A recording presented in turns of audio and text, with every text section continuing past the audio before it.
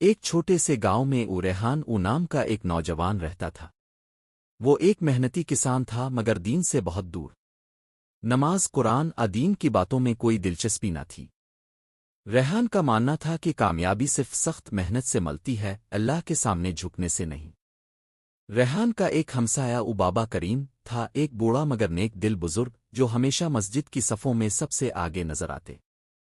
بابا کریم اکثر ریحان کو نماز کی دعوت دیتے مگر ریحان مسکرا کر کہتا، بابا جی آپ اپنی نمازوں سے جنت کمائیں، میں اپنے کھیتوں سے خوشی کماتا ہوں۔ بابا کریم خاموشی سے مسکرا دیتے اور صرف اتنا کہتے، بیٹا ایک دن اللہ تمہیں اپنی طرف بلائے گا، بس دیر نہ ہو۔ ایک دن گاؤں میں شدید بارش ہوئی، سیلاب نے ہر طرف تباہی مچا دی۔ ریحان کے کھیت، گھر اور جمع پونجی سب پانی میں بہہ گئے۔ وہ ٹوٹ چکا تھا۔ گاؤں کے لوگ محفوظ مقام پر منتقل ہو رہے تھے مگر ریحان بیٹھا آسمان کی طرف دیکھ رہا تھا۔ اسی وقت بابا کریم آئے، انہوں نے اپنا ہاتھ ریحان کے کندھے پر رکھا۔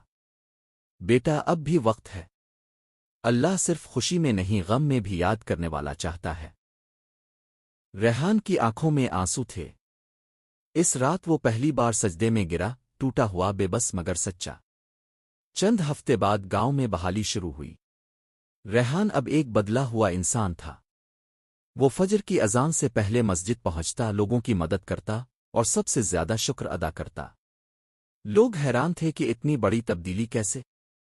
ریحان صرف اتنا کہتا، میں نے سب کچھ کھو کر اصل خزانہ پا لیا ہے، نماز اور اللہ کا قرب۔ اللہ کبھی دیر کرتا ہے، اندھیر نہیں۔ بعض اوقات ہماری سب سے بڑی آزمائش ہمیں سب سے بڑی ہدایت دیتی ہے۔